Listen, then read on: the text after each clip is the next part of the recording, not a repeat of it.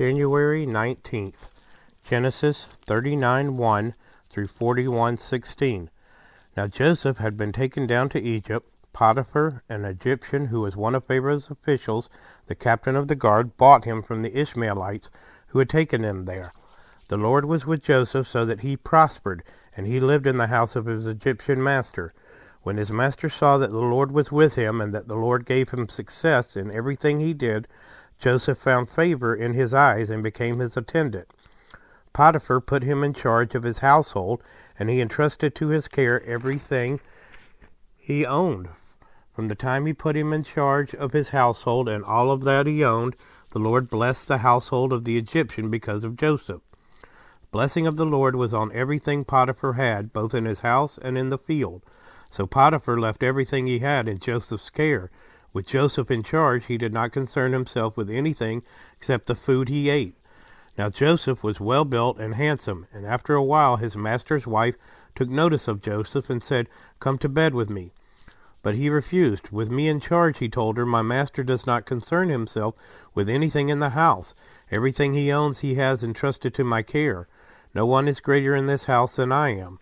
My master has withheld nothing from me except you, because you are his wife. How then could I do such a wicked thing and sin against God?" And though she spoke to Joseph day after day, he refused to go to bed with her or even be with her. One day he went into the house to attend to his duties, and none of the household servants was inside. She caught him by his cloak and said, "Come to bed with me," but he left his cloak in her hand and ran out of the house. When she saw that he had left his cloak in her hand and had run out of the house, she called to her household servants. "Look," she said to them, "this Hebrew has been brought to us to make sport of us. He came in here to sleep with me, but I screamed. When he heard me scream for help, he left his cloak beside me and ran out of the house."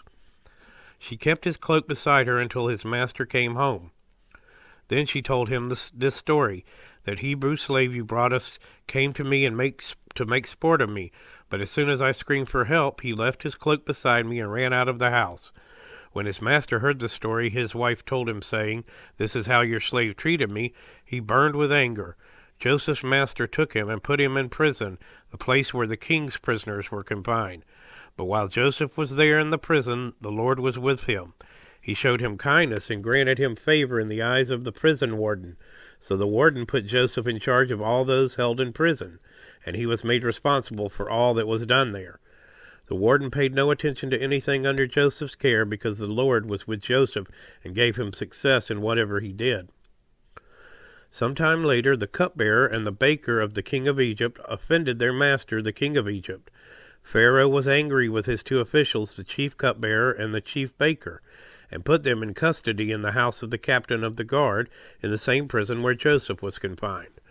The captain of the guard assigned them to Joseph, and he attended them. After they had been in custody for some time, each of the two men, the cupbearer and the baker of the king of Egypt, who were being held in prison, had a dream the same night, and each dream had a meaning of its own. When Joseph came to them the next morning, he saw that they were dejected. So he asked Pharaoh's officials who were in custody with him in his master's house, "Why do you look so sad today?" "We both had dreams," they answered, "but there is no one to interpret them." Then Joseph said to them, "Do not interpretations belong to God? Tell me your dreams." So the chief cupbearer told Joseph his dream. He said to him, "In my dream I saw a vine in front of me, and on the vine were 3 branches. As soon as it budded, it blossomed, and its clusters ripened into grapes. Pharaoh's cup was in my hand, and I took the grapes and squeezed them into Pharaoh's cup and put the cup in his hand." "This is what it means," Joseph said to him. "The 3 branches are 3 days. Within 3 days Pharaoh will lift up your head and restore you to your position, and you will put Pharaoh's cup in his hand just as you used to do when you were his cupbearer. But when all goes well with you, remember me and show me kindness. Mention me to Pharaoh and get me out of this prison.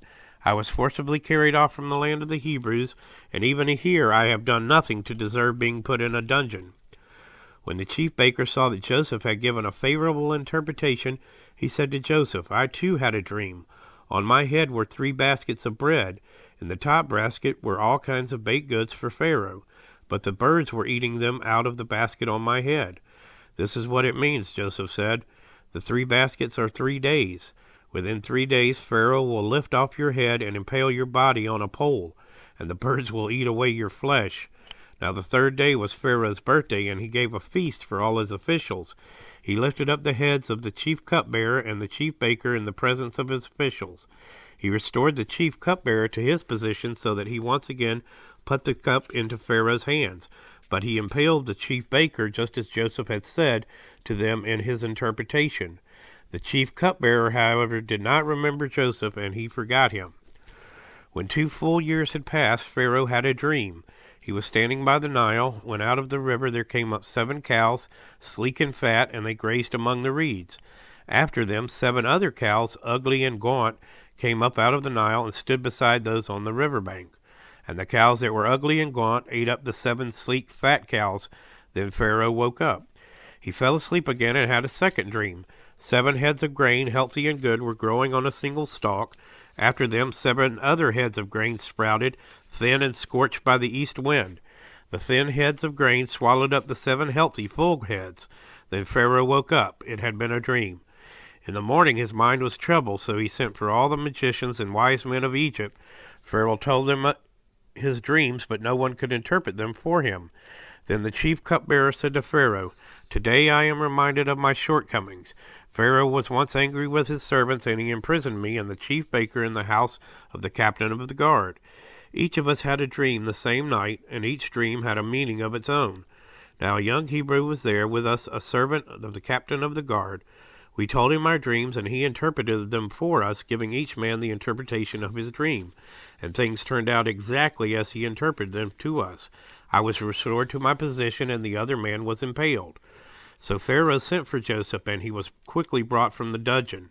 When he had shaved and changed his clothes, he came before Pharaoh. Pharaoh said to Joseph, "I had a dream, and no one can interpret it. But I have heard it said of you that when you hear a dream, you can interpret it." "I cannot do it," replied Joseph to Pharaoh, "but God will give Pharaoh the answer he desires." Matthew 12:46 through 13:23. While Jesus was still talking to the crowd, his mother and brothers stood outside, wanting to speak with him. Someone told him, "Your mother and brothers are standing outside, wanting to speak to you." He replied to them, "Who is my mother and who are my brothers?" Pointing to his disciples, he said, "Here are my mother and my brothers. For whoever does the will of my Father in heaven is my brother and sister and mother." That same day Jesus went out of the house and sat by the lake. Such large crowds gathered around him that he got into a boat and sat in it, while all the people stood on the shore. Then he told them many things in parables, saying, "A farmer went out to sow his seed. As he was scattering the seed, some fell along the path, and the birds came and ate it up. Some fell on rocky places where it did not have much soil. It sprang up quickly because the soil was shallow. But when the same sun came up, the plants were scorched, and they withered because they had no root. Other seed fell among thorns, which grew up and choked the plants. Still other seed fell on good soil, where it produced a crop 160 or 30 times what was sown. Whoever has ears, let them hear." The disciples came to him and asked, "Why do you speak to the people in parables?" He replied, "Because the knowledge of the secrets of the kingdom of heaven has been given to you, but not to them. Whoever has will be given more, and they will have an abundance. Whoever does not have, even what they have will be taken from them. This is why I speak to them in parables. Though seeing they do not see, though hearing they do not hear or understand. In them is fulfilled the prophecy of Isaiah. You will be ever hearing, but never understanding. You will be ever seeing, but never perceiving. For this people's heart has become calloused. They hardly hear with their ears, and they have closed their eyes. Otherwise they might see with their eyes, hear with their ears, understand with their hearts, and turn, and I would heal them. But blessed are your eyes because they see, and your ears because they hear. For truly I tell you, many prophets and righteous people longed to see what you see, but did not see it, and to hear what you hear, but did not hear it. Listen then to what the parable of the sower means. When anyone hears the message about the kingdom and does not understand it, the evil one comes and snatches away what was sown in their heart. This is the seed sown along the path. The seed falling on rocky ground refers to someone who hears the word and at once receives it with joy, but since they have no root, they last only a short time. When trouble or persecution comes because of the word, they quickly fall away. The seed falling among the thorns refers to someone who hears the word, but the worries of this life and the deceitfulness of the wealth choke the word and making it unfruitful. But the seed falling on good soil refers to someone who hears the word and understands it. This is the one who produces a crop yielding 100, 60, or 30 times what was sown. Psalm 17, 1 through 15, a prayer of David. Hear me, Lord, my plea is just. Listen to my cry. Hear my prayer, it does not rise from deceitful lips. Let my vindication come from you. May your eyes see what is right. Though you probe my heart, though you examine me at night and test me, you will find what I have planned no evil. My mouth has not transgressed. Though people tried to bribe me, I have kept myself from the ways of the violent through what your lips have commanded. My steps have held to your paths, my feet have not stumbled. I call on you, my God, for you will answer me. Turn your ear to me and hear my prayer. Show me the wonders of your great love, you who save by your right hand, those who take refuge in you from their foes. Keep me as the apple of your eye. Hide me in the shadow of your wings from the wicked who are about to destroy me, from my mortal enemies who surround me. They close up their callous hearts, and their mouths speak with arrogance. They have tracked me down, now they surround me, with eyes alert to throw me to the ground. They are like a lion hungry for prey, like a fierce lion crouching in cover. Rise up, Lord, confront them, bring them down with your sword, rescue me from the wicked. By your hand save me from such people, Lord, from those of this world whose reward is in this life. May what you have stored up for the wicked fill their bellies. May their children gorge themselves on it, and may there be leftovers for their little ones. As for me, I will be vindicated and will see your face. When I awake, I will be satisfied with seeing your likeness. Proverbs 3:33 through 35. The Lord's curse is on the house of the wicked, but he blesses the home of the righteous. He mocks proud mockers, but shows favor to the humble and oppressed. The wise inherit honor, but fools get only shame.